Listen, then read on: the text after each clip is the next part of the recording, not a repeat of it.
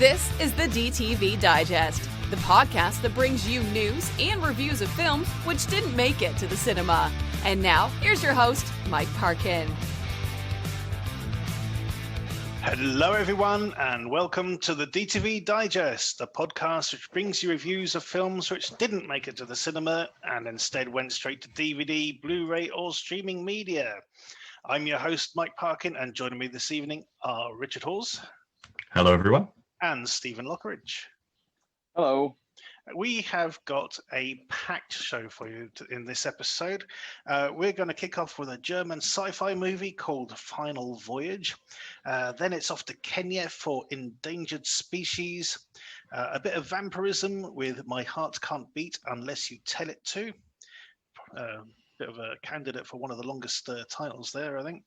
Then we're going to Whitechapel for Ripper Untold. Well,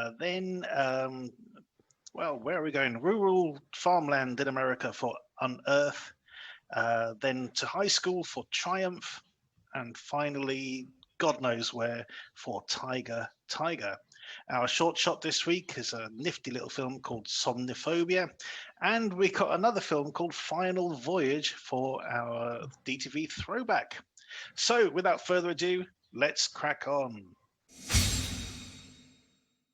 Our first film then is Final Voyage.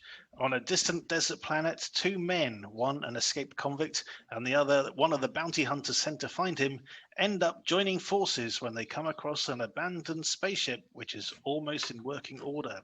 They manage to fly off the planet, but where could they possibly go? This is a German science fiction film, and I think it shows. It is very meticulous. This is like it's almost like one of those YouTube videos when they sort of show you how to fix a car. You know, it's these two guys. All it would take was for them to sort of turn to camera and break the fourth wall and sort of explain what they're doing. A lot of the film is spent sort of like cleaning sort of grills and things and make sure there's no soot on certain parts before they take off, etc., etc. It does get a little bit more intriguing than that as the film goes on, but for my money, not much. Steve, what did you make of Final Voyage? Yeah, very slow, very long. I mean, clocking in at almost 2 hours. And it's basically just a two-hander of two guys on a ship trying to fix it and get to a point. And that's it, really. It doesn't... There's little inklings of what happened to the original crew and, looking at the logs and the past and what's happened and something that might be happening, but it doesn't really go anywhere with it, with what they were doing. Yeah, I think you're right with it being the Germanness of it. It is very, very meticulous. He's spending 10, 15 minutes while he's trying to fix the heating on the ship so they don't freeze and stuff like that. It didn't grab me, I'll be honest with you. I'm not surprised. Rich, your initial thoughts? I had a bad feeling when the opening credits started and they were just really, really slow. It's like the title comes up and it holds on the title for like way longer than necessary. And I was just thinking, okay, come on, let's get into a rhythm here. And the pace, that was kind of setting the standard, really. Yeah, I didn't like the pace at all. I didn't get engaged with it. I was, it took so long for the credit even to get through the credits and the opening scenes, whatever. That I could make no connection or investment in the film. It was kind of like, right, I was only watching it in the loosest sense from that point on, really. I didn't have any patience for it. And there's a couple of nice special effects shots which grabbed my attention, but then nothing actually happens with those. They come across this monolith kind of thing in space, and it's not so. Yeah, I was a bit disappointed. Originally, it's called The Final Land. They've retitled it The Final Voyage, and dropped the for the UK cover. I was really excited about this one. It's got that generic. The UK release has got this very generic artwork, but at the same time, I was thinking, I'm quite interested in this sci-fi movie, and the Germanness is really interesting to me. Unfortunately, we've got a dubbed version here, so I mean the two guys dubbing it, because it is basically just two guys in the whole movie. They do kind of give it a shot. You know, there is some performance in there, and it doesn't jar too badly once you're in the flow. But at times it does sound like they're just like literally just reading lines in front of them, and sometimes the voices actually sound very similar. So it does sound like somebody reading the dialogue over the action or whatever. So that again sort of takes me out. I would have much rather seen an original language version, and that might have engaged me more, because then I would have been forced to read the information. Stuff comes up on the screen which you get subtitled because he's filling in his log, which fills in some of the information or whatever. Yeah, I didn't get on with this at all, to be honest. A space slog, I call it. Yeah. There are some nice little touches, like this ship is abandoned or whatever, and as they're sort of moving from room to room or compartment to compartment, you get things like bullet holes in the wall and stuff, and you think, oh blimey, what's been going on? But it's never sort of elaborated. Whatever happened to the previous crew has no impact really on what's going on with these two, except it sort of sends them in a very particular direction. But yeah, as you mentioned, that sort of monolith thing, they come across this like sort of almost like an abandoned space station just floating there, and that's it. It's like, that was weird, hey, and just continue, and you think, why don't they got to land on the space station? I'm sure there'll be something interesting going on in there, but no. We've seen a few of these sci-fi movies recently in the last couple of years where it's like one or two people. Like these really stripped down. I think there was one called Solace that we watched that I actually quite enjoyed. I quite like that one. Well, Dune Drifter is one that comes. Dune Drifter, which was far, a lot more exciting than this thing. It's meticulously well made. The sets are good, as you said. The miniatures are good. Effects. I thought. I thought the art design was great. Really was good, and like I say, the effects are good. But again, it's one of them films where. To me, it was kind of pointless as well. Yeah. The ending is just, okay, there we go. That's it. See it. And it's like, well, what's I've spent 2 hours watching this. Yeah. For fuck all, basically. It just doesn't go anywhere. If it did, then fair enough, but it doesn't at all. No. I'm just looking at the website, the official website called thefinalland.com, where there's loads of behind the scenes making of stuff information. Apparently the film was made funded entirely, it was crowdfunded. It was a crowdfunded film. Took several years to raise the money and make the film. So a lot of time and money and effort has been invested in it. So I don't want to do the film down too much, but for me I just couldn't connect with those characters or what was going on. It was just the pace. I think, there's potentially a really good short film in here. Yes. Like a film that's like 10, 20, 30 minutes long, but nearly 2 hours. Come on. No. Yeah, exactly. All right. We're not going to dwell on this too long because there's not a lot to dwell on despite its length. Scores on the doors, Steve? I'll give it a 5. Okay, and Rich? 3. A 3. Oh my god! That is a low score. I'm not admonishing it. or criticizing it. I'm just pointing out. Wow, that's. I'm just giving it that for the fact that somebody did. There was effort involved in trying to make it. I'd hate to give it nothing, but can't be more generous than that, I'm afraid. Okay, I am going to be a bit more generous. I'm going to join Steve on a 5.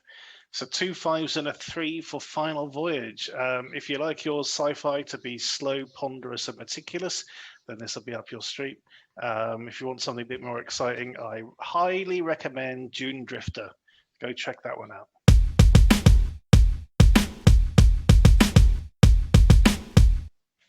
Our next film is Endangered Species. Jack Halsey takes his family for a dream vacation in Kenya, but as they venture off alone into the wilderness park, their safari van is flipped over by an angry rhino, leaving them injured and desperate. Okay, so this stars Philip Winchester, who also starred in Rogue, the director's previous film, and they collaborated on Strike Back prior to that. And we got Rebecca Roman as his wife. And I have to say that Jack Halsey is a complete dick. Basically, the one thing holding this film back is the fact that the characters are so unlikable. But anyway, I'll circle back round to this and let's see what Steve makes of it. No, Steve, shit. Fuck. Oh, I didn't watch one. You did watch it. All right. Yep. So I'll circle back to that in a minute, and let's see what Rich made of it.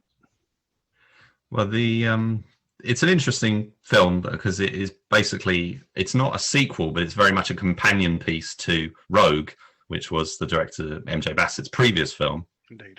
Which came out last year, also through Lionsgate, and basically all the component parts are essentially the same from that earlier film.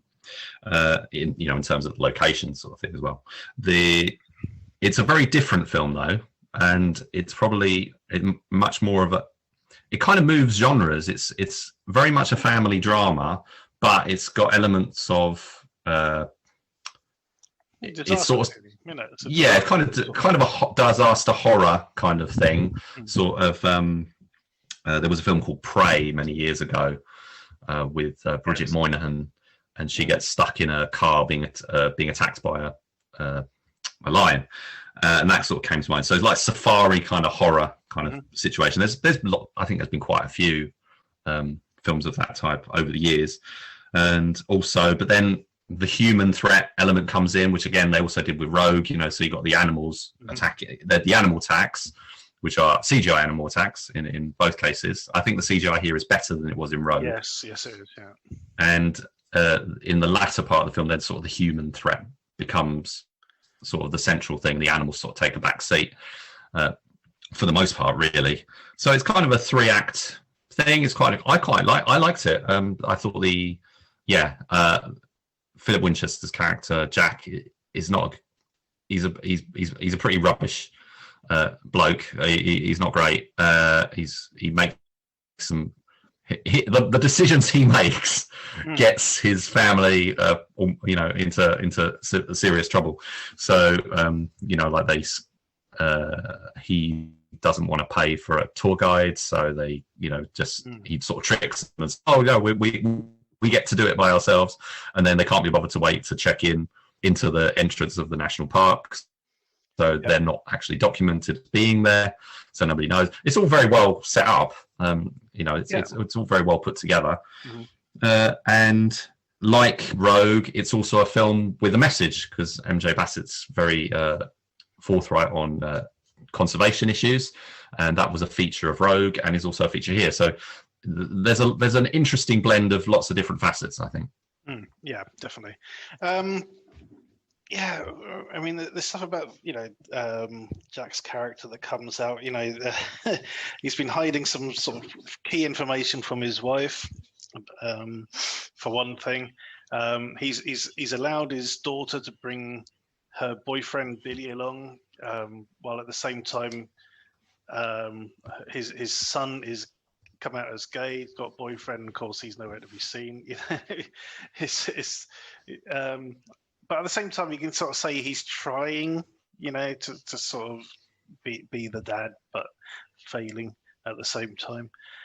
Even the fact that the thing got flipped over is because he went off-road into an area which was, particularly marked as a no-go area, and then parks the Jeep between a rhino and its baby. It's like, oh, for God's sake. Well, it's his son driving, isn't it, at that point? And that's why then it becomes really difficult for them to get out of the situation. I thought the attack, the sort of the CGI rhino attack. I mean, that is quite nice. I mean, in Rogue, because it's hard not to talk about one without talking about the other. In Rogue, it was basically just the big cat attacks. Yeah. In this one, we've got rhinos and hyenas and a cheetah. And the cheetah, yeah. The cheetah, I think it was a leopard, actually. Oh, was it a leopard? Sorry. Yeah. And so you get a nice variety in this one. Yeah, absolutely. And that sort of leopard attack was really good. You know, it came out of nowhere. It's like, oh my god, yeah, it's really cool. Yeah, no, it is really good. I mean, you know, you can enjoy it, and at the same time, you know, take the piss out of the characters a bit for some of their sort of dumbass decisions. But you know, there's a nice bit of foreshadowing as well when you see the poachers early on, and that sort of crack team of women, sort of soldiers who sort of go after them. I thought it was a really good little moment. So yeah, it's a very solid film.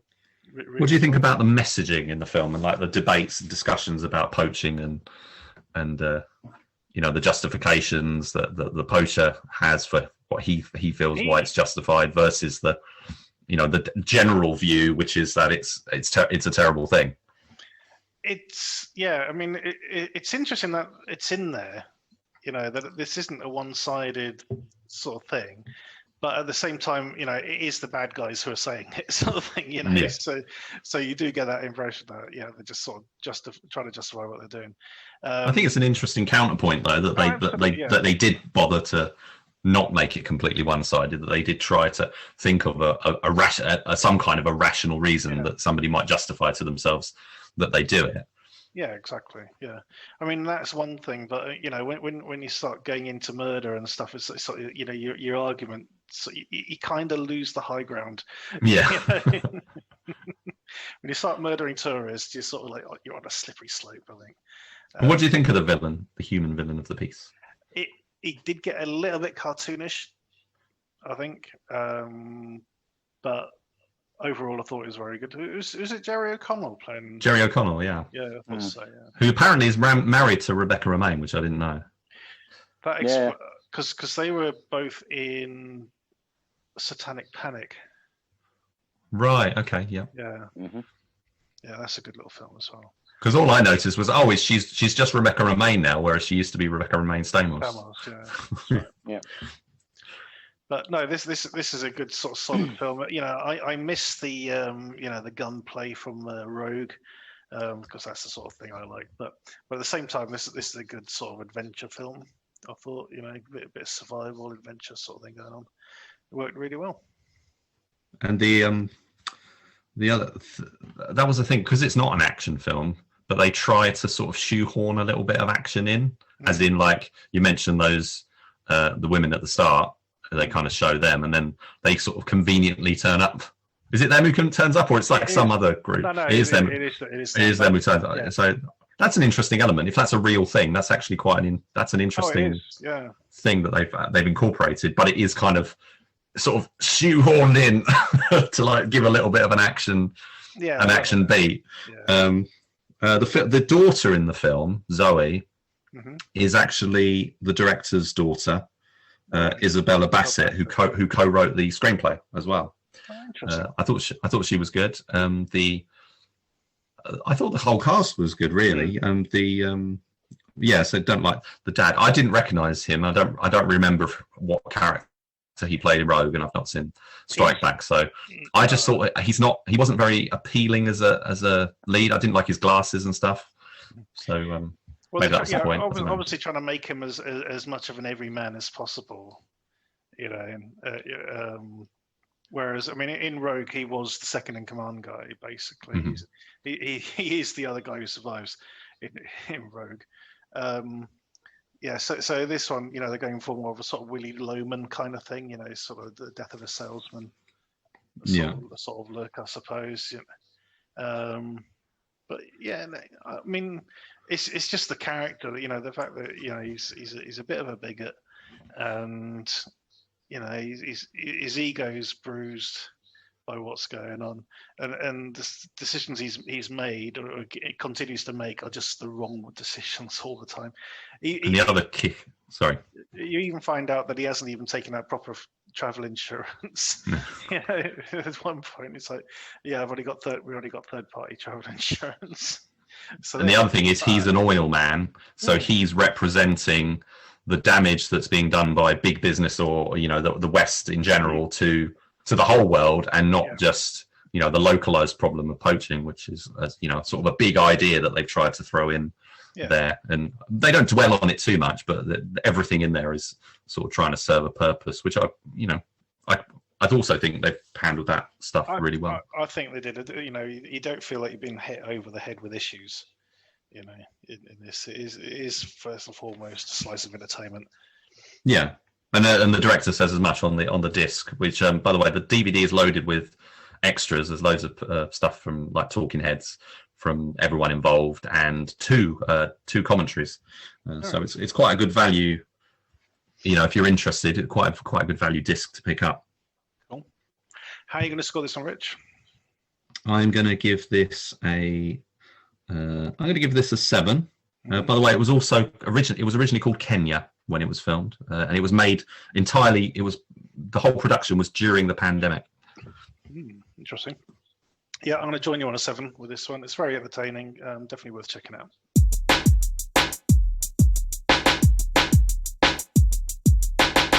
Our next review is My Heart Won't Beat Unless You Tell It To. Teenager Thomas is suffering from an illness which makes him crave human blood and suffer great pain in sunlight. His elder siblings, Dwight and Jesse, do their best to cater and take care of him, but how much longer can they keep it up? So this is a vampire film where they don't talk about vampires, and they've kind of stripped down the whole idea to its barest essentials of needing to drink blood and having to avoid sunlight. Everything else is sort of thrown out the window, and it is very much a sort of misery as horror movie. So, Steve, what did you make of My Heart Won't Beat Unless You Tell It To?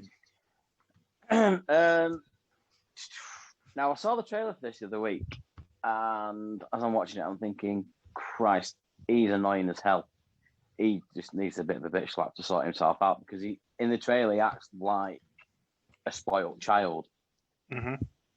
But when you watch Thomas, Thomas. Yeah, sorry.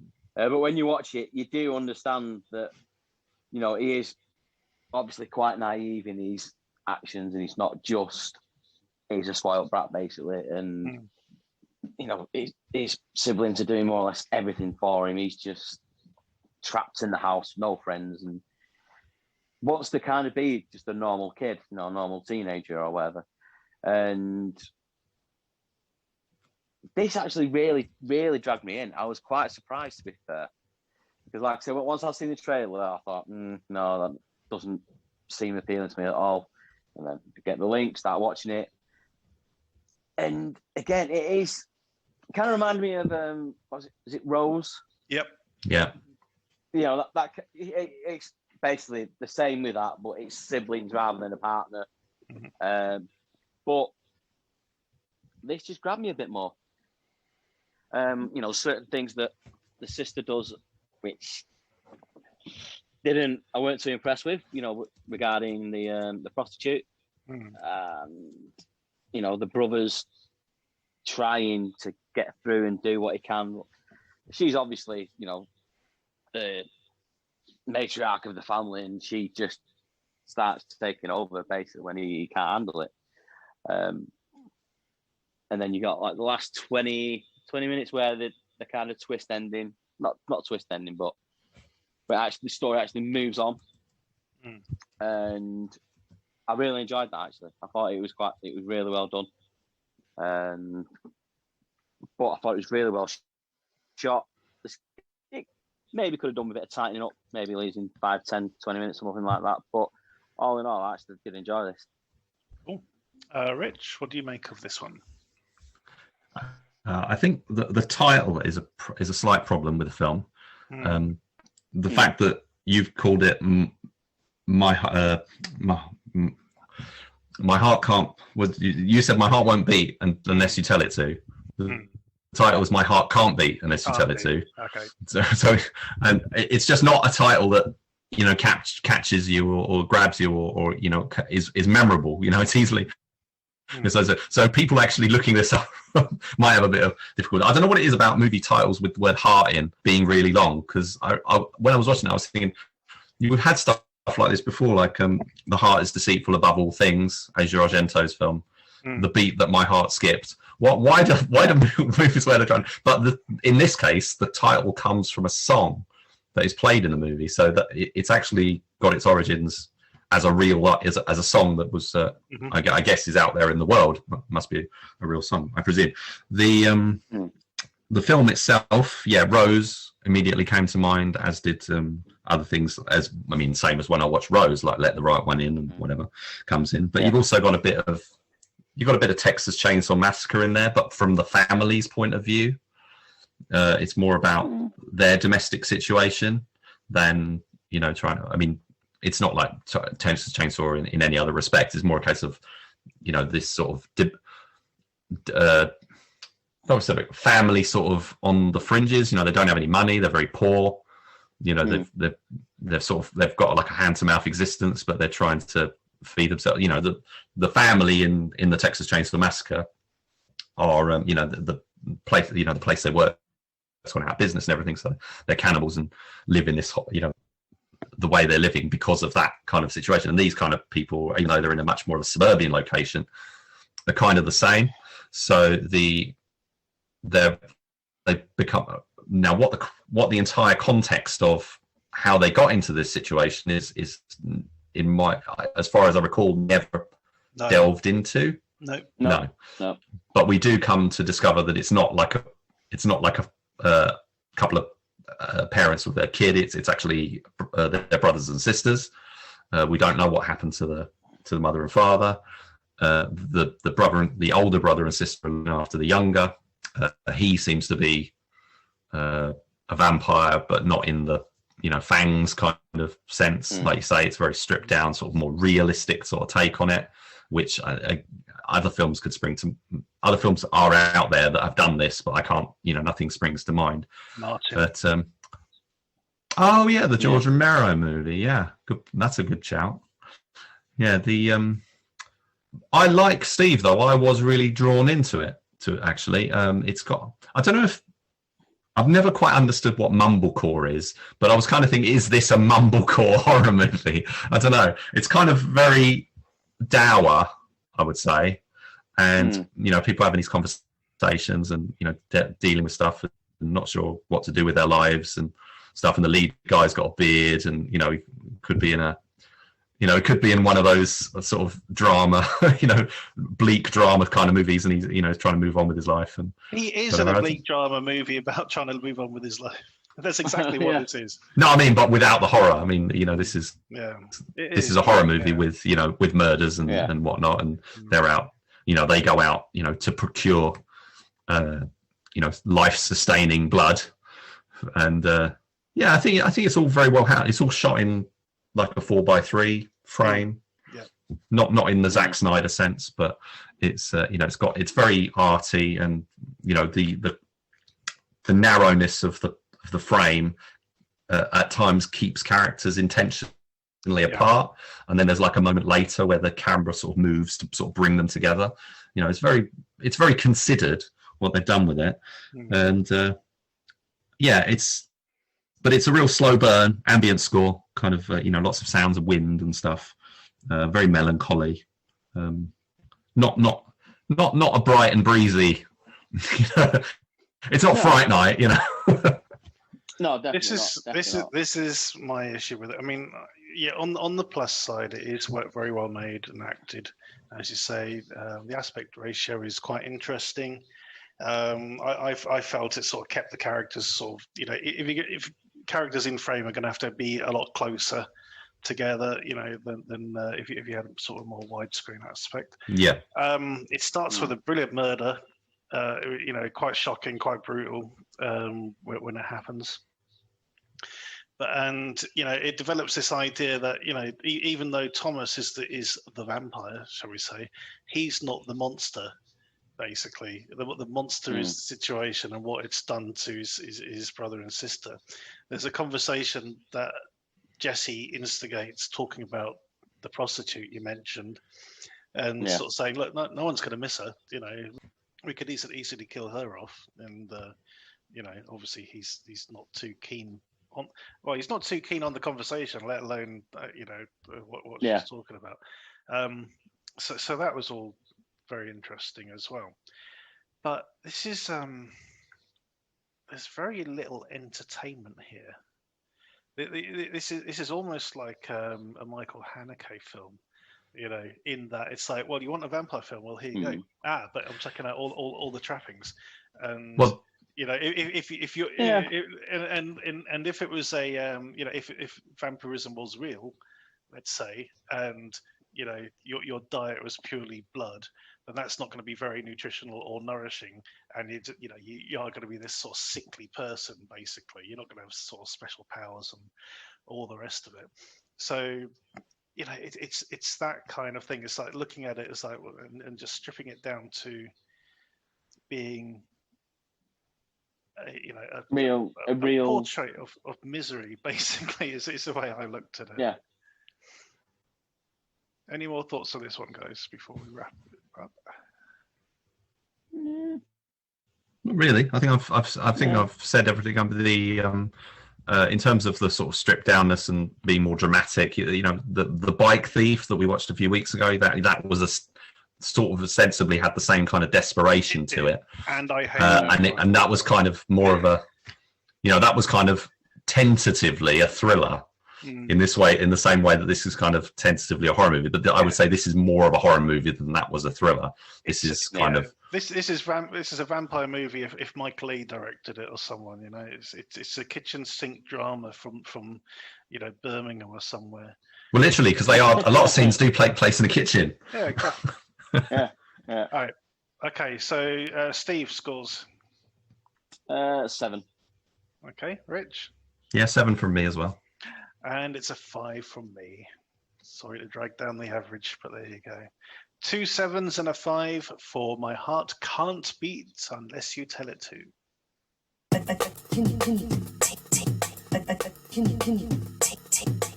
Our next film is Unearth. When a local farm agrees to allow a gas company to start a fracking site on their land, it causes deep tensions in the community and proves not to be the answer to their problems either. Not only that, but the operation unleashes something primordial which has been lying dormant deep under the ground. We were just talking about a vampire film which sort of stripped everything out, and you know, even the entertainment value as far as I was concerned. This takes the idea of a creature sort of living under the ground and sort of like mutating and affecting people, and again, it strips out anything remotely entertaining about it. This is a fucking misery fest from start to finish. We got Marc Blucas as the head of one of these farms, who agrees to allow a fracking company to come on and, you know, start operating on his land, thinking, you know, he's going to finally get some financial gain out of it, and you know, and I'm sure this is true to life. You know, he gets totally screwed by this company basically, and not only that, but the fracking releases this ooze, this sort of mutating thing which affects people. Steve, unearth me. What did you think of this? Stick me back in the earth, because this was absolute bollocks. I'm sorry, but you've got an hour's worth, like you say, absolute goddamn like misery porn in a way, you know, and then it just comes out of nowhere. There's like no build up to it or anything. All you see basically is a drill going through, and the ground breaks a bit and the water bubbles, and that is it. There's no explanation. There's no building on what's going on. They just all start going mad, and then a baby literally. That's a horrendous scene. But that's what I mean. There's no build up to it. There's no, oh, he's coughing, he's sputtering. You know, normally something like this, someone will cough up a bit of blood, and you're like, right, well, they're dead. They're dead.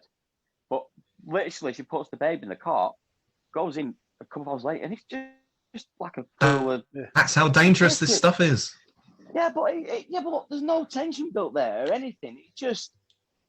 Let's all send him ape shit. I mean, I'm sorry, obviously, the writer-director is obviously against fracking. I mean, without a doubt, it's just like fracking is bad, so it's going to kill everyone off. And again, when it starts, all you see is, the grandmother, the matriarch of the family. She's got like a bit of a sore on her side. Next thing, she's found in the woods with mushrooms growing out of her head and a sting through her face. That was a good effect, though. That was some good effects. Oh yeah, no, the effects were good. It was just the script and the story that let it down, to be honest. Because, like you say, you got an hour. It's an hour and 35 minutes, and an hour building up to 20-25 minutes of absolute, not even mayhem. It just, it doesn't build or anything. There's no lead up to it. It just, you've got an hour. He sells the land to the fracking company. Then it jumps a year, and then over the course of one night, everything goes to shit, and it's just like no. And it was boring as hell. Rich, did you get anything out of the Earth? I did. I did like this quite a lot, actually. Yes, it is a slow burn. Yes, there is a lot of maybe too much, character development and whatever before it actually gets to the crux of what's going to happen. We've got Adrienne Barbeau sort of headlined as basically playing the same character she always plays, but even though she's in her mid-70s now, she's still as fearsome as ever. She is fantastic. She's just perfect in that role. The themes that the film develops brought to mind The Last Winter, Larry Fessenden's film. Oh yeah. Where they're exploiting I think they're exploiting in the Arctic or something, and they awaken something. It's very different treatment, but similar kind of message, I think, from the film there. But also, the killer plant kind of thing that we've seen in other stuff. So The Ruins came to mind, which was the one where the teenagers go to the Mayan temple or something, and the plants start growing through them or something. I can't remember. That was terrible. It was more fun. I can't remember it too much. Marc Blucas, who I probably haven't watched in anything since he was in Buffy the Vampire Slayer, the TV show. I thought, he doesn't seem to have aged a lot. He's looking well, and I was quite, not engaged, but like invested in his character and his situation and his, his family and the dynamics, and there's a bit too much drama with the, having affairs and all that sort of stuff going on. And then it kind of turns into David Cronenberg body horror to an extent. So there's a lot of 70s style to this. This is the kind of film that you could, the whole eco terror and fear, of the environment and what the things we're doing to the environment sort of fighting back. So it feels very much from the 70s, and so does the David Cronenberg stuff. Whether it's Rabid or whatever it is that he was doing during that time. So yeah, and like you say, the couple of visual effects, special effects and prosthetics and stuff that are in the film are very impressive. Brought to mind things like stuff we've seen in like the Children of the Corn sequels, where they've had like corn growing out of the people and stuff like that. There is actually cornfields and stuff in this. So yeah, I liked it. I thought it was very interesting.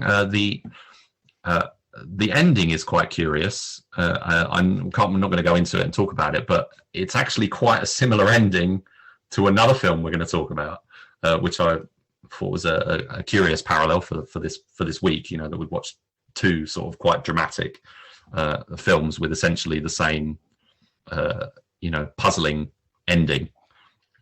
So yeah, that's my 2 cents anyway. Yeah, I've got nothing to add other than what I've already said. I just did not get on with this at all, and I thought this was going to be my savior film for this week. It's been a heavy week for the films we're actually reviewing, as you'll hear, and I thought, yeah, well, at least the creature feature is going to perk me up, and it was the opposite. It was, it's just so oppressive, and obviously the plight of farmers in any country, is worth a spotlight. But yeah, this. You know what he should have done? Harsh. He should have gone into space. He should have teamed up with Christopher Nolan and gone into space. Indeed. Yeah, He could have talked to his daughter from a bookshelf. Indeed. No, you're talking to someone who actually hasn't seen Interstellar. So there you go. All right. So you've got no idea what I'm talking about. No, actually, I do because Yeah. I'm a person of the world. I just don't want to watch it. All right, scores on the doors for Unearth, Steve. 4. 4. Rich? Yeah.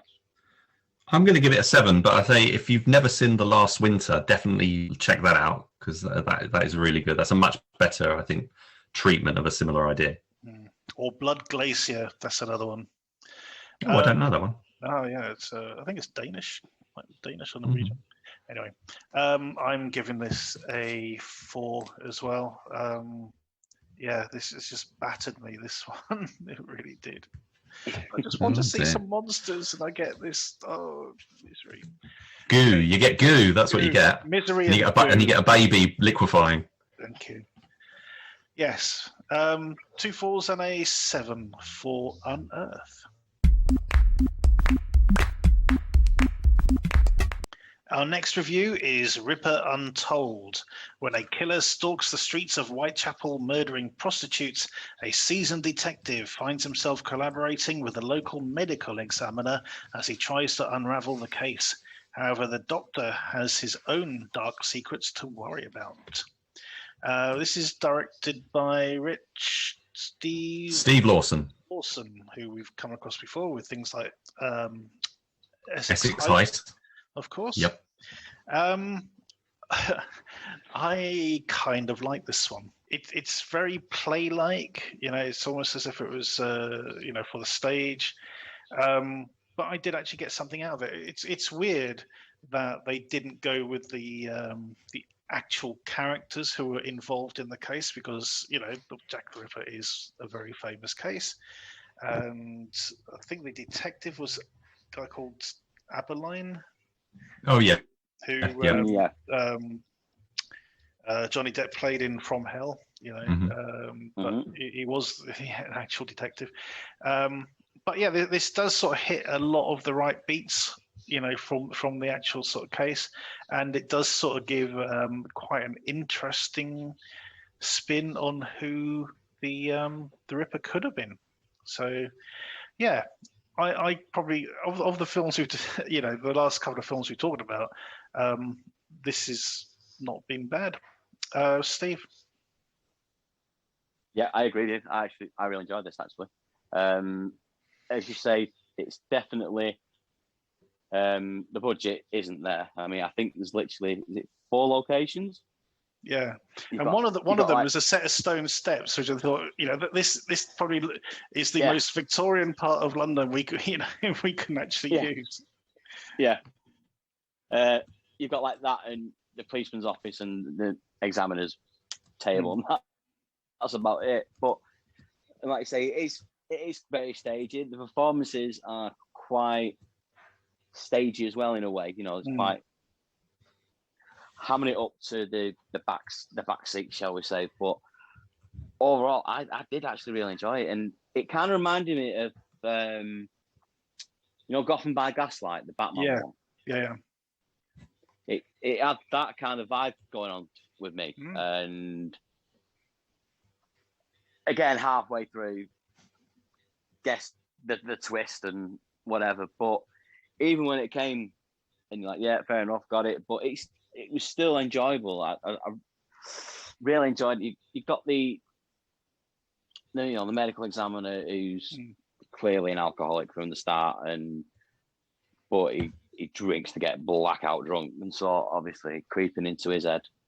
And I even found like the policeman really affable and he just wants to get on with his job. He wants it done. Yeah. And then you've got like the bloke turning up from the Whitechapel.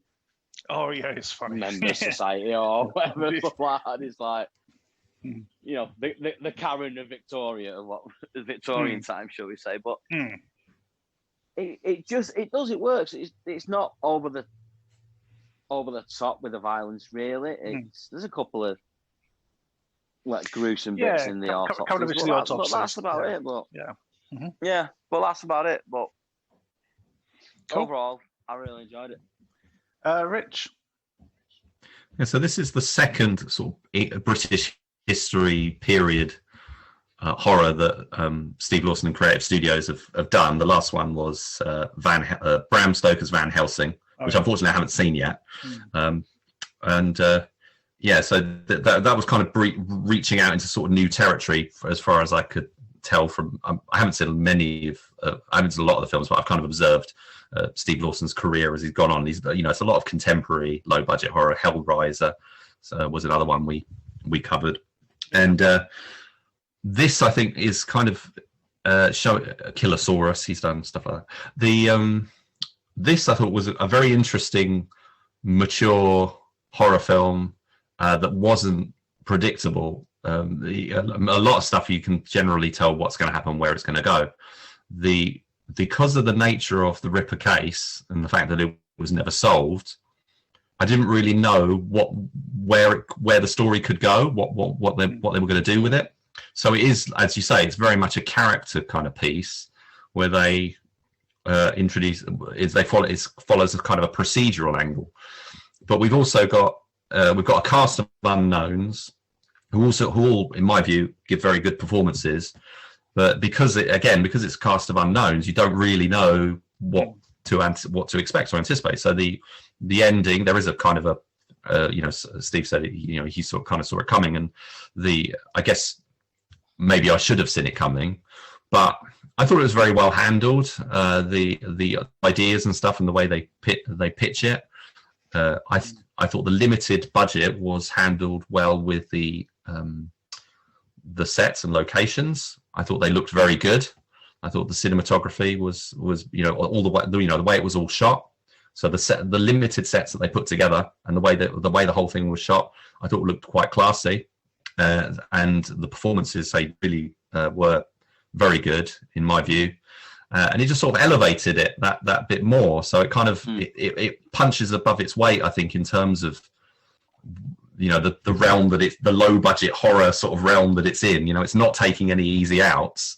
It's trying to actually do something really fairly complex, especially trying to do a period film when you've not got the money to do it in the same way as a From Hell. That's really challenging, and I think they rose to the challenge quite well. There's establishing shots of London where they've carefully just shot Big Ben and the Elizabeth Tower high enough so you don't see the streets and stuff. But I didn't mind that.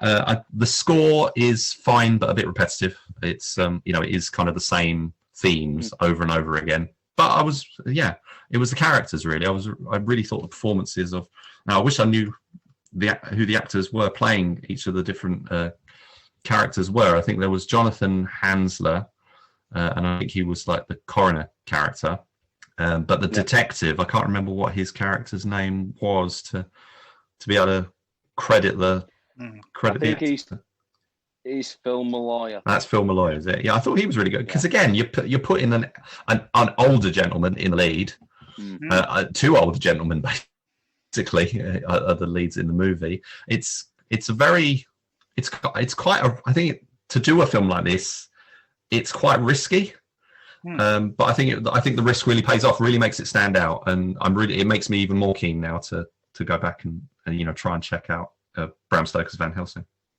Yeah, we saw the trailer for that, didn't we, a while ago? But, we did, and we are credited on the cover of that film, but unfortunately we haven't seen it. We saw the trailer and we made a comment based on the trailer. Yeah, never mind. Okay, yeah, I like this, as I said. There's one element I did like, which is kind of a modern element, and that's to do with the character of Stubb, who's the reporter, being outed as the guy who wrote the letters. You know, he calls himself Saucy Jack and things like this. You know, that apparently now they have. Is that a real thing?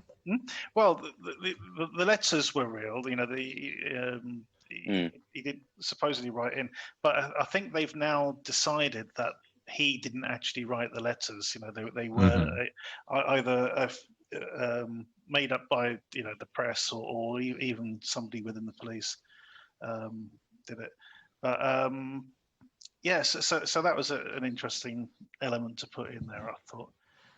Yeah, it's a quite contemporary thing, fake news and all that. It is a little bit, yeah, but it works really well, and I was quite well, nicely sort of wrong-footed with the, who the actual, I was a little bit surprised they did actually decide to try and name somebody, to sort of pin it on, because as we know, it is a sort of infamous unsolved case. Excuse me. But yeah, this does work very well. So scores on the doors, Steve. I'm going to go an 8 on this. Cool. Rich? I'm going to go an 8 as well. Sod it, why not? Let's go for an 8. It's 3 8s for Untold. I've got one last passing comment, which is the fact that the film is only about 85 minutes long, but 10 minutes of that is the credits. So it's not a film that outstays its welcome, but it's over and done by about 1 hour 17.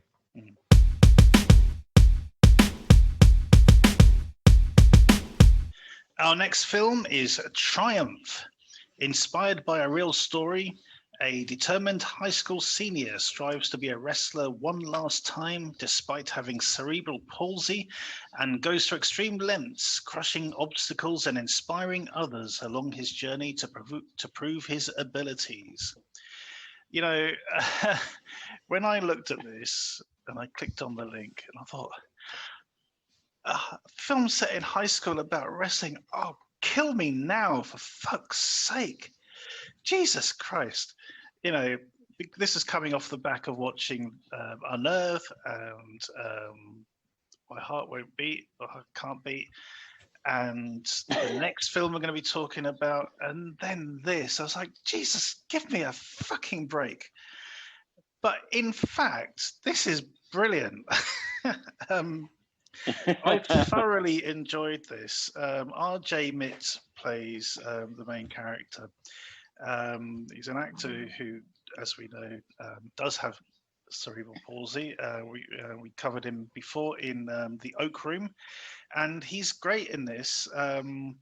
He certainly looks way too old to be a high school student, but nevertheless, it is in college.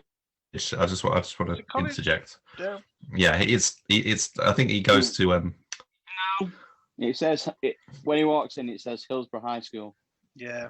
Yeah, doesn't he then go to? He becomes a freshman at college, doesn't he? No, this is final year. That's his signing in day. Yeah, this is final year. He's just moved. Yeah. I apologise. I don't understand the way the American school system works.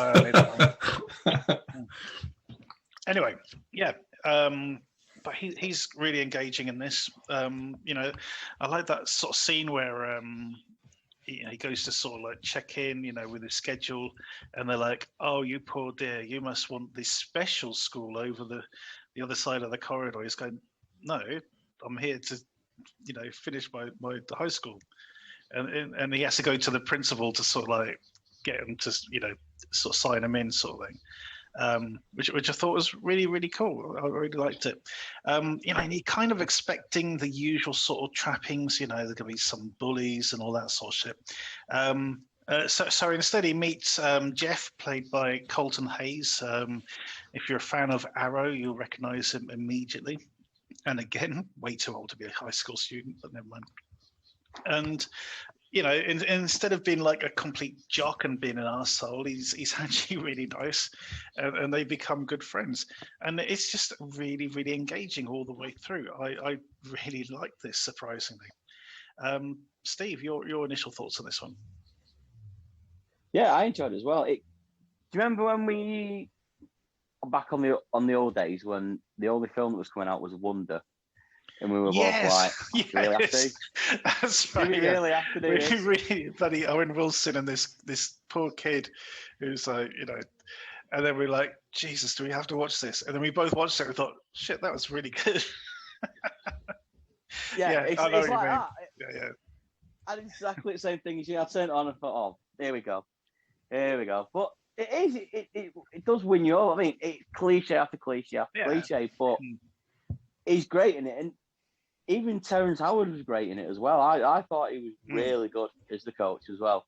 The only thing I didn't really like was the dad character. He just came across as a bit of a wet lettuce, really. Yeah, a bit of a dick.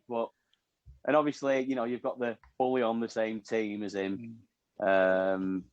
He, once he gets beat by him, then suddenly respects him and the best mates, and things like that. But it's just charming and fun, and I really, really enjoyed it, to be fair. And I wasn't, like you say, wasn't expecting it at all. But I think, is it RJ Mitte, is it? Yeah. I will all my hands up right now. I have not seen much of Breaking Bad.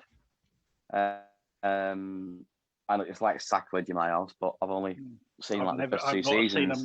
I've not seen a minute of it. Nor have I. Well, fair enough. But it's great in that as well, and so it just works really well. It's just nice. It's like a warm hug of a film, which we've all missed at last year, because we've not been able to. But it's no flashy photography or anything like that. It's just nice and simple, nicely played, and it's a Ron Seal film. It does what it says on the tin to me, and that's it. Yeah. That's all you need. Rich. Yeah, a while back we did a film called American Fighter. Yes. Which was set in the world of mixed martial arts, which was actually a sequel to a film called American Wrestler, The Wizard, which has never come out here. But I should imagine that's a similar kind of movie to this. In that case, it was a boy from Iran who came over to America, and he was, facing hostility and whatever, and joins the wrestling team, and these typical sports movie cliches. So the very, formulaic kind of thing that we've seen before, not just in the world of wrestling movies, but in sports movies in general, of which the Americans are probably the best. I mean, other people have tried it, and there's quite a few British ones as well. But the sports movie, the inspirational sports drama, is kind of one of the most established and most used film types, I think, that in Hollywood. And it's hard to sort of keep. I mean, to see basically the same film over and over again. It's like action movies or whatever. Yeah. Some of them just work, and if they're done well, they're just always good, no matter how familiar the conventions and stuff are.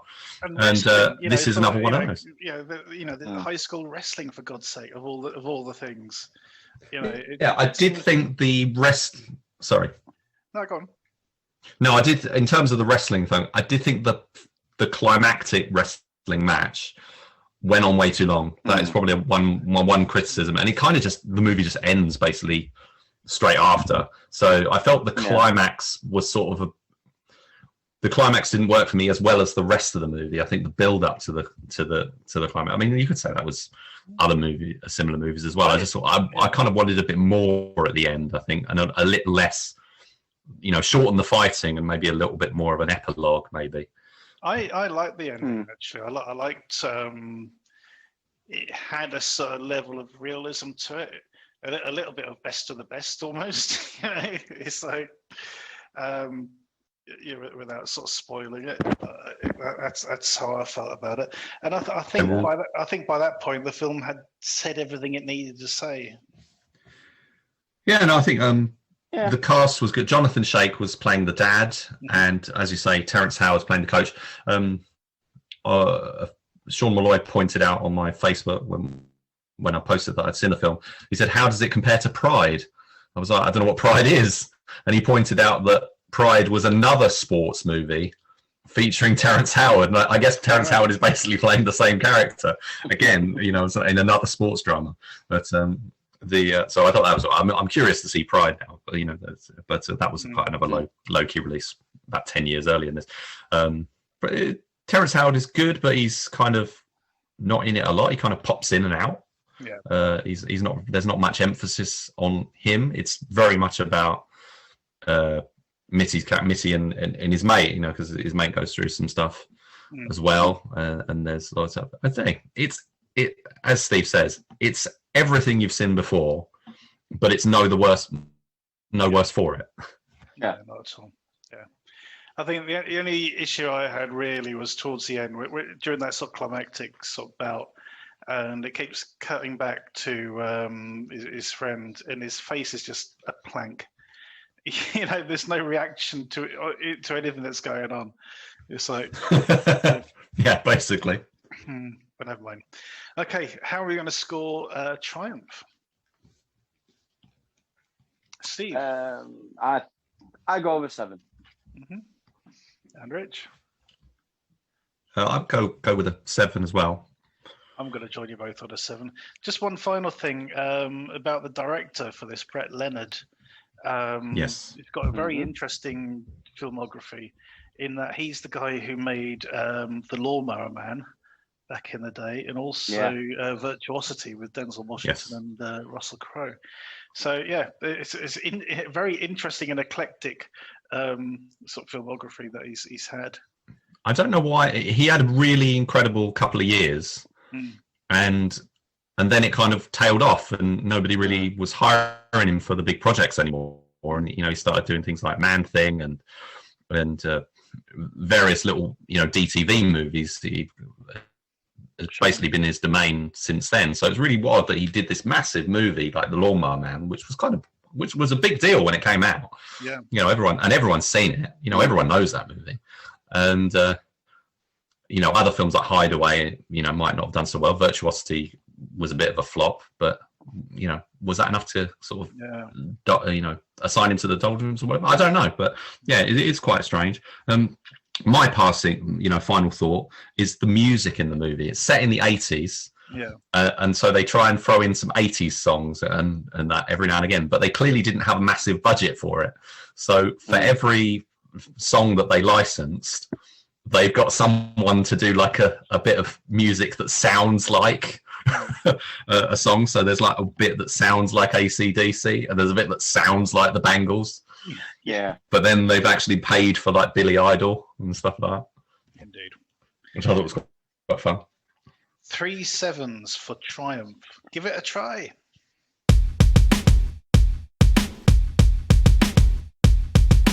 Our next review is Tiger. After robbing a pharmacy, a selfless and naive young woman and her mute friend kidnap a drug addict and then hit the road to distribute the stolen life-saving medication, but find themselves trapped in the fringe lands of a lawless and psychedelic city. It's been a tough week, Rich.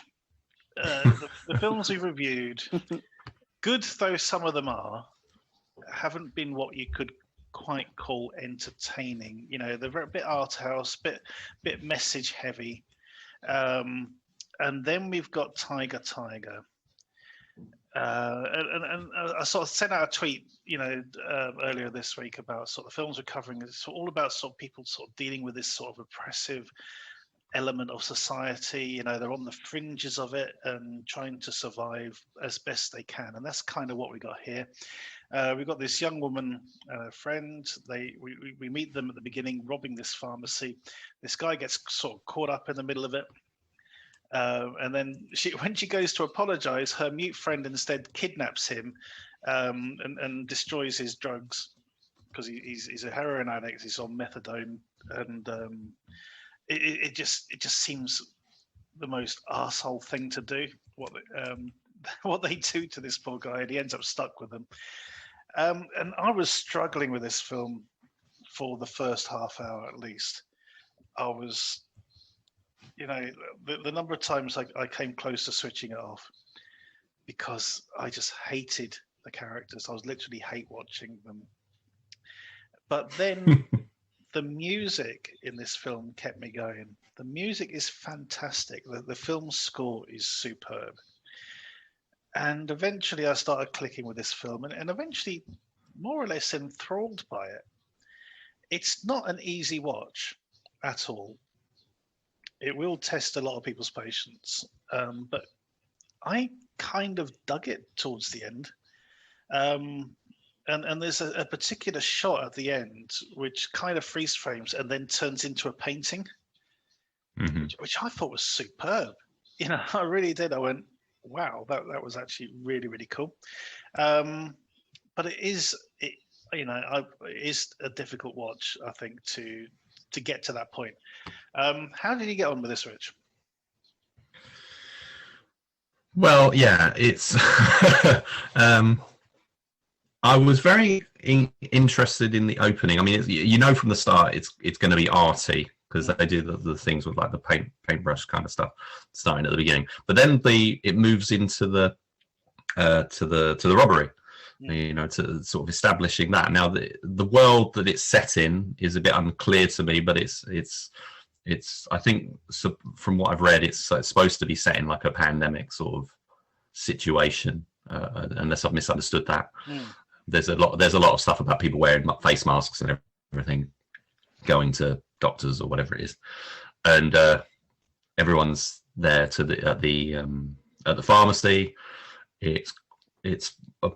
I think it's quite a well done, quite engaging opening, but then it becomes this, you know, on the road partly on the road, sort of meandering a road trip kind of thing that then becomes a settling in this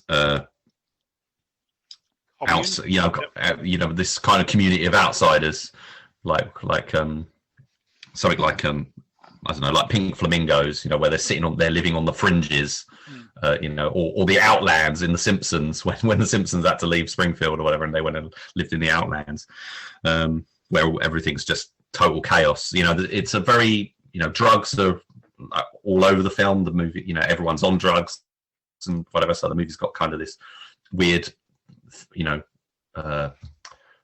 feel to it, you know, the characters, and the characters are all sort of basically spaced out all the time and stuff. I thought the performances were good, you know, some of the stuff's interesting, but I wasn't particularly engaged with it, and it doesn't have a plot so much. There's a little bit of one which kind of comes in at the end, but it's more a case of spending time with these characters, and it reminded me a lot of Larry Clark movies, although it doesn't have any of the sort of more seedier sides of that most of his films have. There's one called What's Up Rockers, which doesn't have any seedy stuff in it at all, but it's got that kind of artful, observant, you know, young, you know, a community of young people, essentially, mostly young people. Then it's kind of, I don't know, quite a bohemian sort of environment. Yeah, I agree. There's a film a couple of years ago called Honey, which this kind of reminded me of as well, which is sort of similar sort of age, sort of group of characters. But this is sort of a bit more sort of free flowing, and yeah, as you say, just spending time with these characters. You know, the girls on this sort of mission to take the drugs that she stole from the pharmacy and distribute them to this community. Except the person who sent her on this mission is crooked in the first place, and has basically set her up. So you know, eventually it comes about this sort of stash of drugs and who's going to end up with them. But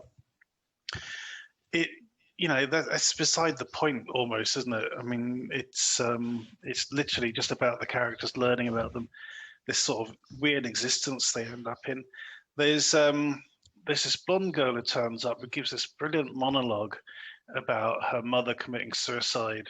And her father sort of basically blaming her for it, and it's you know, it's pretty heartbreaking, but it's so well delivered.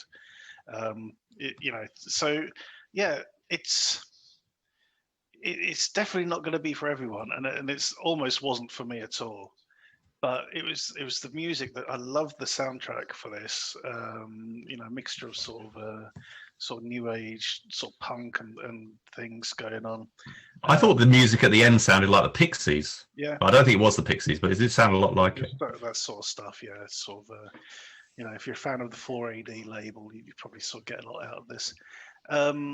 Yeah, so it's weird. It is the weirdest film I've seen in ages. It's definitely going to divide people into those who love it and those who hate it. I think I'm just about on the side of loving it, just about. I think, and so on that basis, I'm going to give it a 6 out of 10. What? I'll give it. I'll come back to something in a second. I'm going to give it a 5. I think So I'm not quite sure about it. I don't really have anything hugely against it, but I wasn't really engaged by it. Another Larry Clark movie that sort of deals with a similar thing was it was probably his attempt at kind of Teenage Caveman was basically the one that came to mind, but there was another one called Another Day in Paradise, which I think had like James Woods or something in it. It's quite a good cast. It was quite a almost mainstream movie that he made that not a lot of people saw. I think that kind of there's a little bit of that in there as well. The guy who the guy with them, the drug addicts who they take with them. Fun fact: he was the little boy in Big Daddy with Adam Sandler, or one of them at least, because that boy was played by 2 child actors. But so quite curious. The title comes from a William Blake poem. Yep. That's right. Tiger, Burning Bright. Yeah. Right. Yeah. So that's the movie. So it's got this weird. You kind of know what you get going in.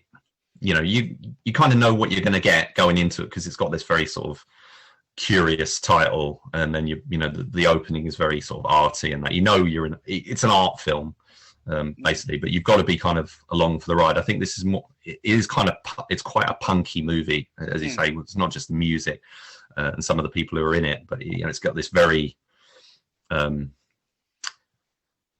specific sort of renegade sort of feel to it. It's just kind of the world of it. Now, one thing I wanted to ask you, Mike, was did you see a parallel, as I did, between the very ending of this and that of Unearth? No. No? Okay. Because they're both kind of they're both kind of endings where you're not quite sure where things stand, and in both cases there's very much a hallucinatory kind of thing. In this one it's an actual narcotic, but in Unearth it's more about it's a natural substance that sort of gets into them and sort of spins them out, and they're seeing things that aren't there and whatever and stuff. So the 2 endings of the movies just felt so similar. I just thought I was quite curious, to me anyway. I think I'd put everything about Unearth to the out of my brain by the time I started watching this one. Okay, so what are you going to score it, mate? Did you say? Oh, I think we did just score it. Yep. So I gave it a 5. 6 and a 5. 6 and a 5 for Tiger. Mileage will definitely vary on this one, guys, but I think it's worth seeing. You might enjoy it, you might not, but at the very least, see it. I think.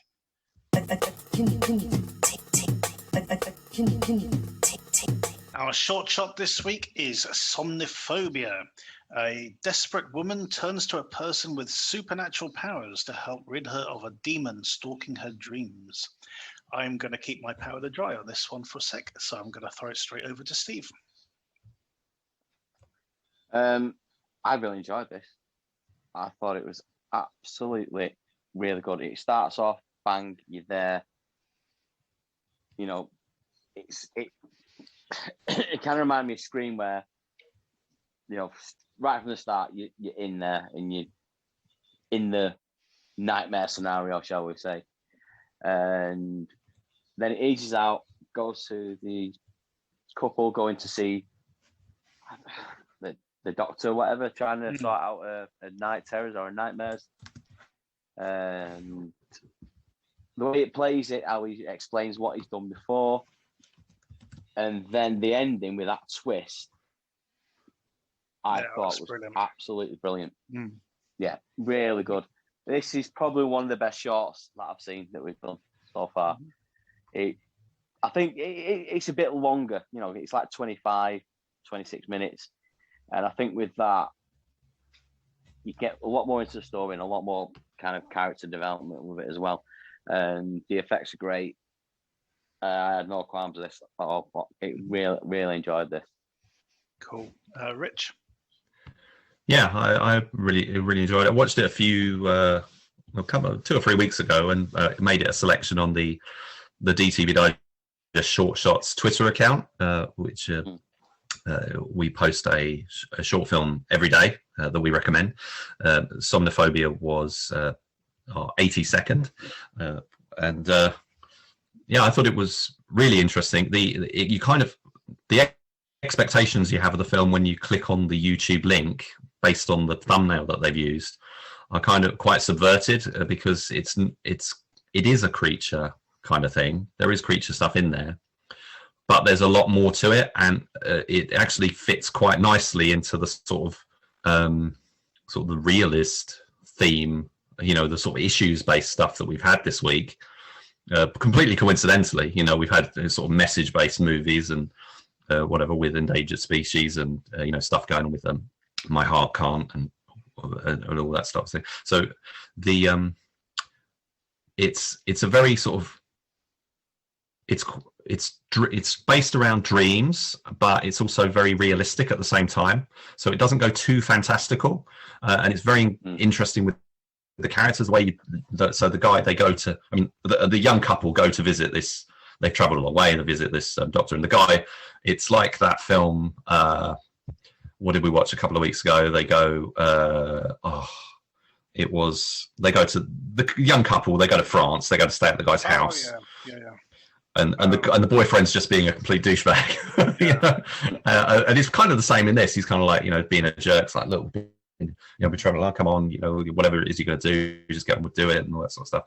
Am I right in saying that? I mean, it's been a couple of weeks since I've seen it. I'm remembering that he's kind of he's a bit of a jerk. Yeah. And so this guy who they've gone to see, they don't really know what he's going to do for them, and that kind of gradually comes out over the running time, which I think is very well planned.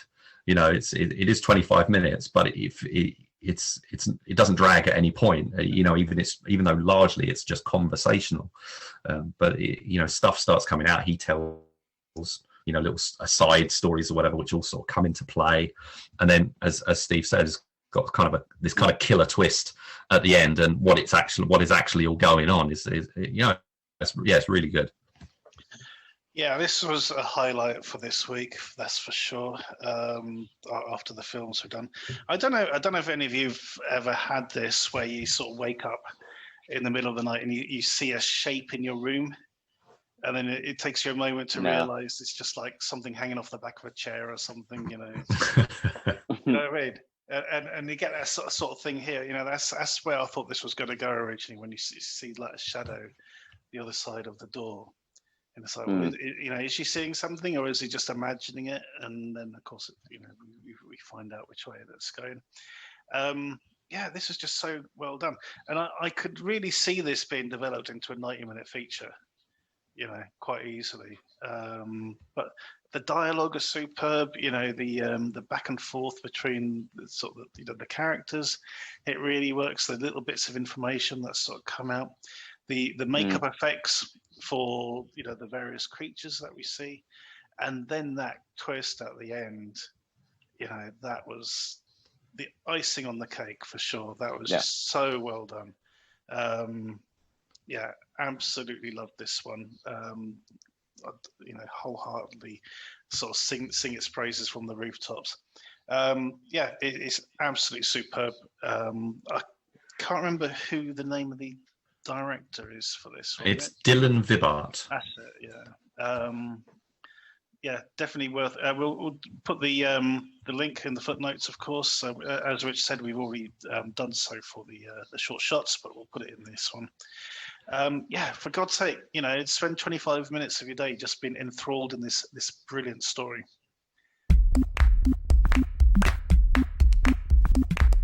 Our DTV throwback is Final Voyage. Aaron is a bodyguard hired to look after Gloria as she participates on a cruise aboard the Queen Anne, one of the sister ships of the Titanic, which has been recently refurbished. However, disaster looms when it becomes apparent that the refurbishment cut too many corners, and a team of mercenaries also board the ship in order to rob its vault. So last week, guys, we covered a film called Sky Battles. Yep. Which was an asylum film about trying to down an airplane.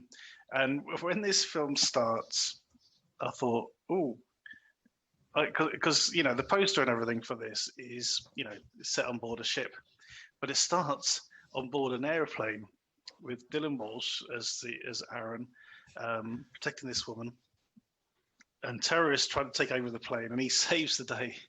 But it is so over the top and ridiculous.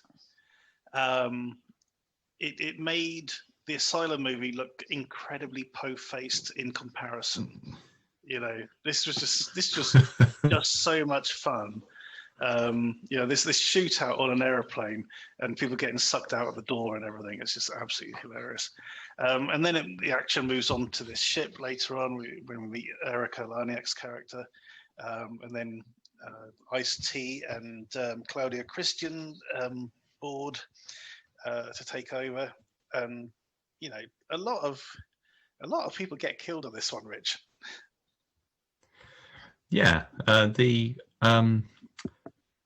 one thing. So this film is. I'm going to go backtrack. I'm going to talk about the airplane sequence that you were talking about a minute ago, because that is a huge amount of fun. That really sets the tone, and you kind of know what's going to happen. So they're having a gunfight on the plane, and basically a bad guy falls against the door, and it just opens straight away. It just immediately opens. Nothing is secure on this plane, and then somehow they obviously managed to close it or whatever at one point. But this is a very pre 9/11 movie. I mean, they barely even conceal their weapons. And they basically just, I'll pick it up out of the pocket that I put it in, and he just walks into the cockpit. It's just like literally just steps about 3 steps, opens the door, goes in. So it's hilarious. The character, Dylan Walsh's character. Dylan Walsh is to me most well known from Nip Tuck.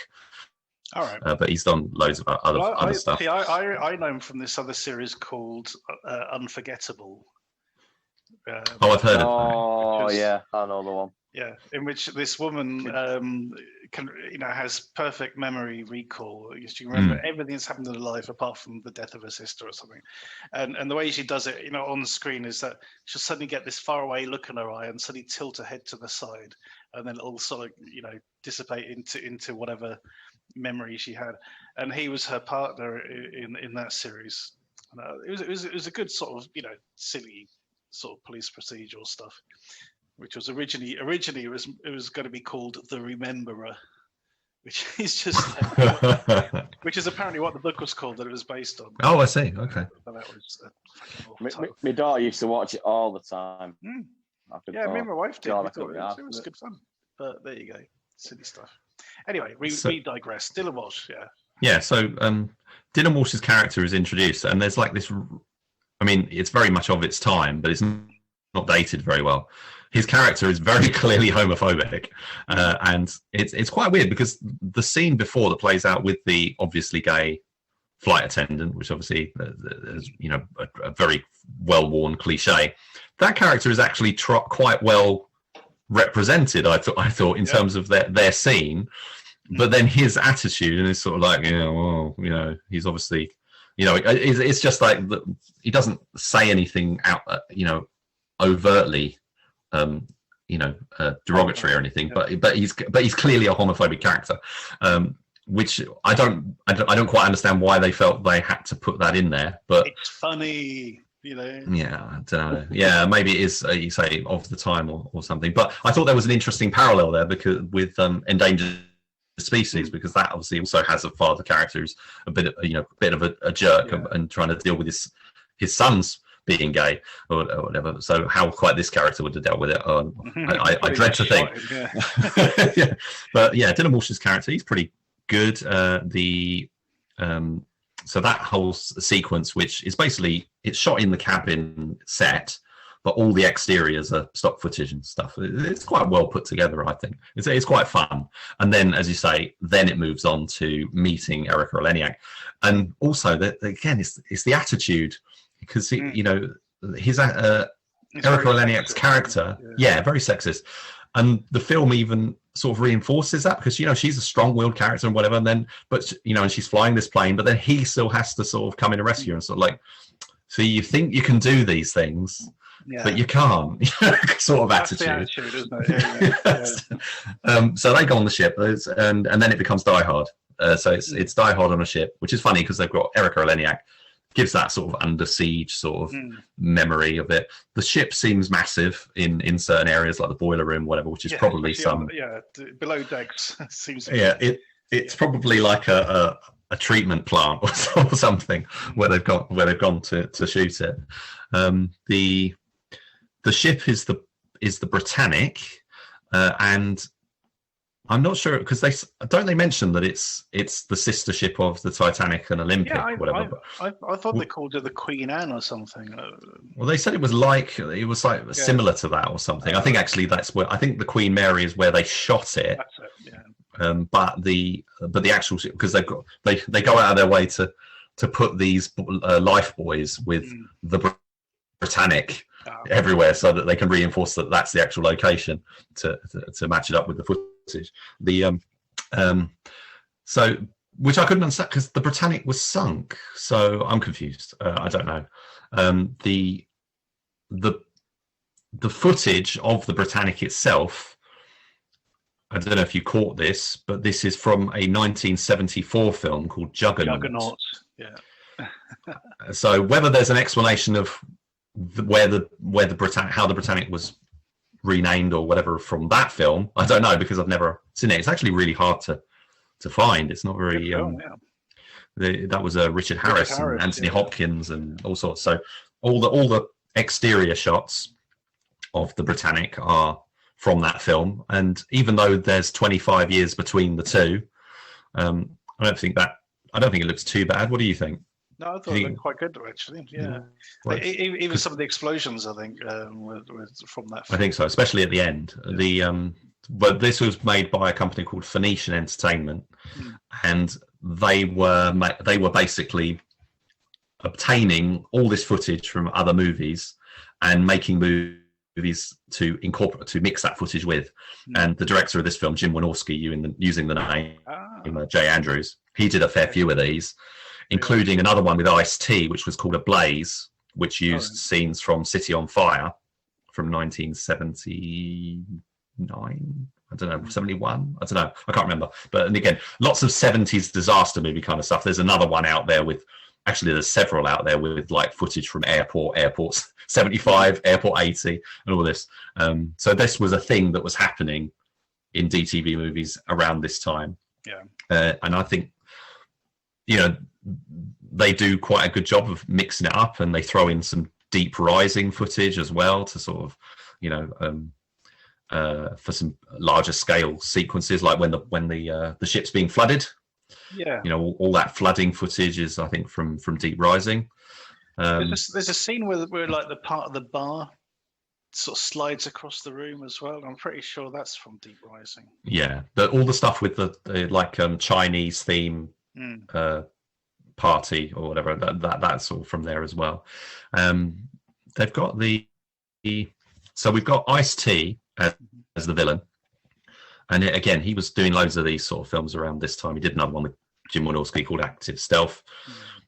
But I quite like Ice-T. He did Surviving the Game, which he got to play the lead in. Indeed, which I watched for the first time the other day. Which is good, isn't it? It's a good film. He has a very good, very sort of nuanced performance in that, because he's playing this vagrant at the beginning. You can really believe him as this sort of crazed, sort of vagrant guy. It actually comes across really well. Yeah, and in this film, he's basically not got that much to work with. He kind of just gets to say some funny lines or whatever. He sort of does a variation on, well, not even funny, but he does like a variation on the bad guy in Under Siege 2, where he says, "This is your captor speaking," and and Ice-T comes in and says, we're gonna be your terrorists for this evening," and stuff.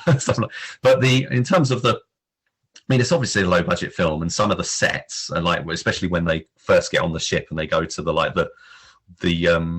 the safe the safe room, or I can't remember what you call it. The two security guards with like these podiums made out of shoebox. Podium, that's it. Yeah. So they've got this podium, literally a podium and a wall with a door, and they just really easily open that door. It is like Plan 9 from Outer Space sort of set design, set decoration, whatever. But they max it up with the other stuff and whatever, and it actually works quite well. It's fun. They run around doing the Die Hard thing. We've got a couple of there's a couple of good people in it. I just can't remember their names, but Erica Laniak's good, but she doesn't have a lot to do. She's kind of dragged around. She was better in Shakedown, which we covered. Yes. Yeah, which again, she was basically doing the same thing again. It's another Die Hard variation in terms of going up against the terrorists and stuff. She has a very short fight with Claudia Christian at the end, but it is quite a disappointing conclusion. Claudia Christian's really good. She's very good. She's the professional mercenary on this. Yeah. There's quite a funny bit where she's on the walkie-talkie and she's sort of going, "Oh, we got 2 loose passengers." Goes, "Whoever did the head count is going to be in trouble." And then it cuts to the other terrorist. He's like, "Oh shit," because he messed up the head count, which I thought was really cool. There's another funny line right at the end. There's another female character in this called Terry, played by Heidi Shantz, who's a sort of TV reporter who Aaron had a relationship with before, and she's like totally not too impressed with his sort of his chauvinistic ways and everything. And there's a brilliant scene in the lifeboat at the end when the other guy sort of goes, "Oh, that's a really sad sight to see," and she's like, "Yeah, but I don't think I'm gonna warn her." She'll just stop. Really funny. He's like, "No, I'm talking about the ship sinking." Which I thought was really cool. Yeah. So yeah, you mentioned that Heidi. Sorry, just to go back to Heidi Shantz, she was in Universal Soldier: The Return the same year. All right. Also playing a reporter, if I recall correctly. Which I thought was quite interesting. She basically played the same role, or a variation of the same role in 2 different movies in the same year. We have a lot of asides to her. She's kind of one of the ones who's one of the hostages. So when we have to spend time with the hostages, she's the one they focus on, and her cameraman who gets shot and stuff. See that the handling of as I said, a lot of people die in this film. A lot of sort of collateral damage and that. But it's actually taken quite seriously. Like I say, you mentioned her cameraman gets shot, and it's not something that's just like thrown to the side. It's not a throwaway thing. It's a reasonable sort of plot point, and it sort of dwells on it a bit.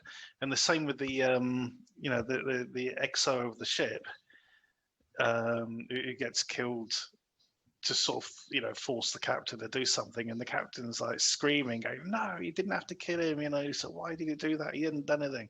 And it's usually I'd be like, "Oh no," and then that'll be the end of it. So it was interesting that it did actually sort of value some of the deaths as it went on. I also thought the captain looked quite shifty. And I thought he was going to be.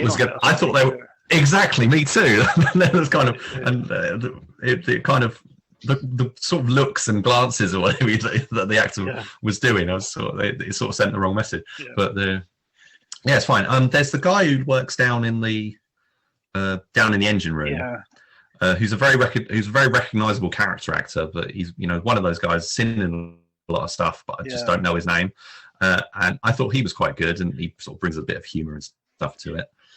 Yeah, because he has that sort of moment of catharsis as well when he finds the the guy who, just murdered one of his friends down there, and he's able to sort of take a bit of revenge. And he's going, "You killed my friend," as he done it. It's just sort of, yeah, he does, yeah, which is really cool. So yeah, no, this is a very solid film. I think I preferred Shakedown a little bit more than this one. It was another Eric Arnett one. But this is, it's got a great cast, and it does use that stock footage really well. Not a lot of people are going to be able to spot footage from a film called Juggernaut from 1974 in the midst of this, and they do sort.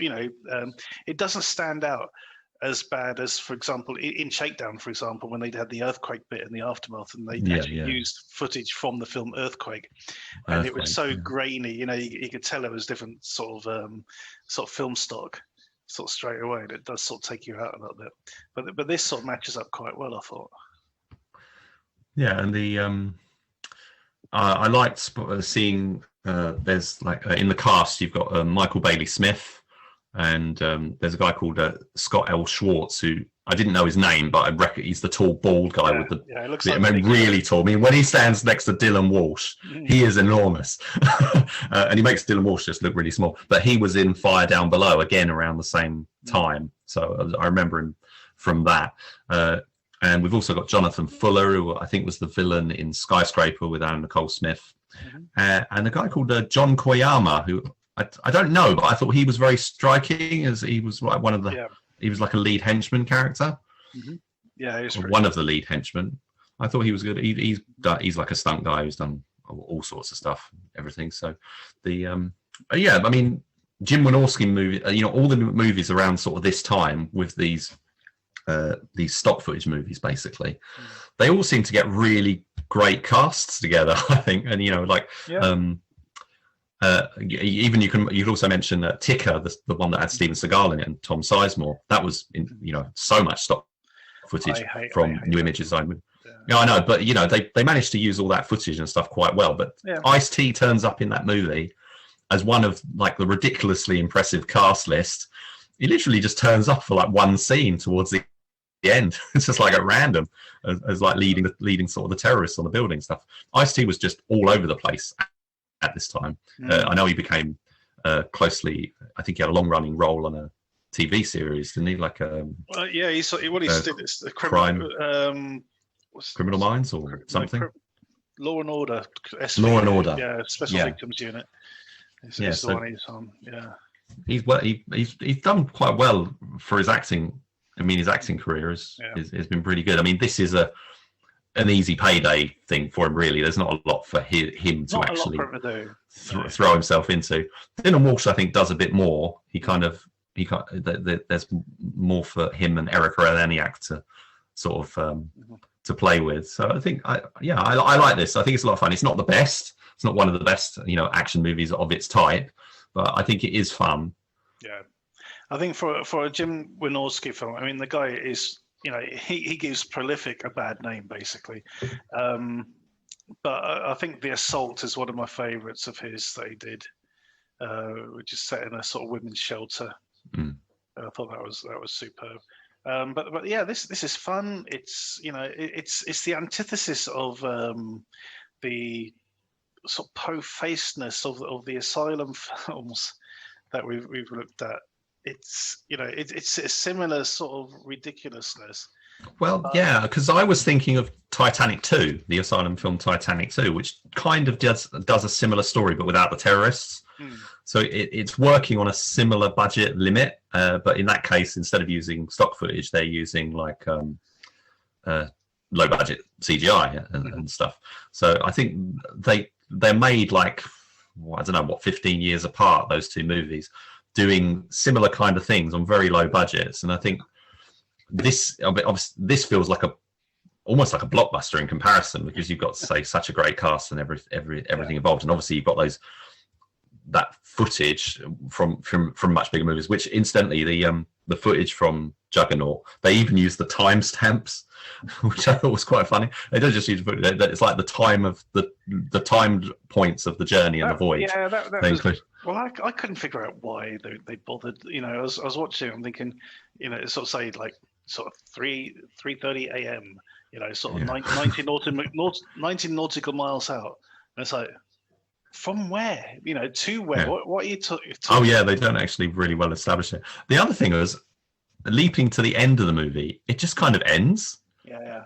In terms of, we're not actually sure what their fate is. It's like, I know it's probably implied that they'll get rescued, but did they ever actually get a rescue message out? Oh, no, I don't think they did. Well, they did. The bad guys did. The bad guys did. Did they? Yeah, the bad guys sent out the signal.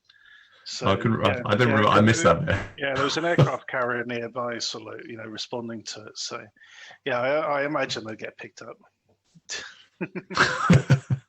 Anyway. It would have been funny if they did. It was left buoyant, because like at the end of like Poseidon, where they you just all of a sudden see these helicopters or whatever come out, and you just have that sort of, they're going to be okay kind of shot. In this case, it was just, we're just going to leave them floating here. That's it, yeah. Anyway, we don't score the throwbacks, but we do recommend them. If you've got Amazon Prime, this is worth checking out. It's silly fun, basically. And if you're a fan of either Nick Tuck or even Unforgettable, then Dylan Walsh is a very good lead in this. And then you got the likes of Claudia Christian and Erica Elaniak, and even Ice-T. So yeah, go check it out. And that is the end of this week's show. So thanks to Rich and Steve for joining me. And it's been a bit of a marathon, both in terms of length and endurance. But we got there, guys. So thank you for joining me. No problem. Thank you for your endurance. Yeah, well, it's interesting. That sounded a bit wrong, though. It does.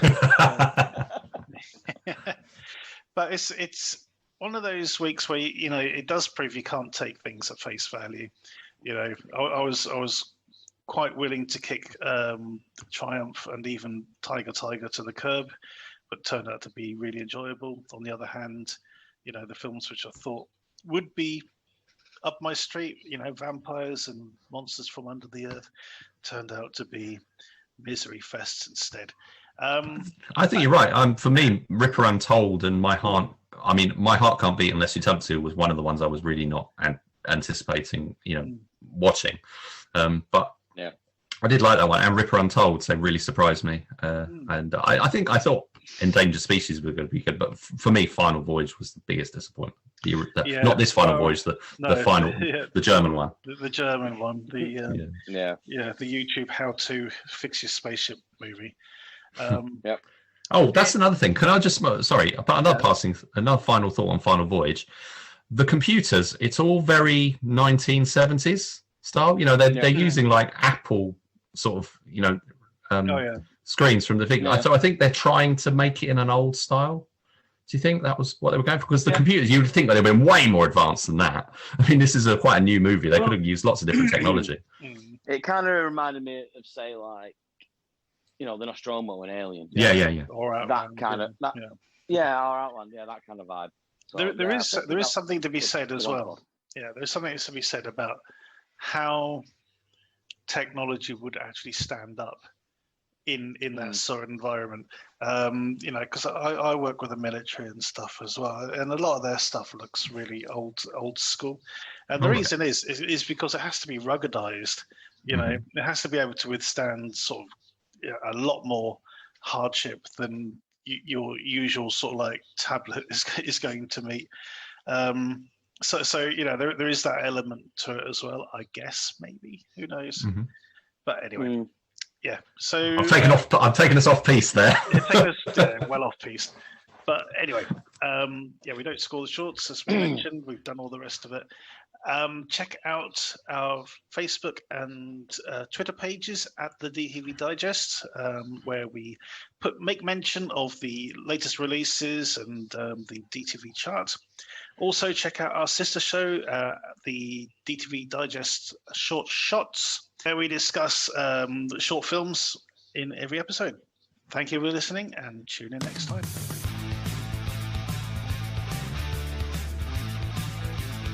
Thank you for listening to the DTV Digest. Let us know your thoughts in the comments and tune in again next time.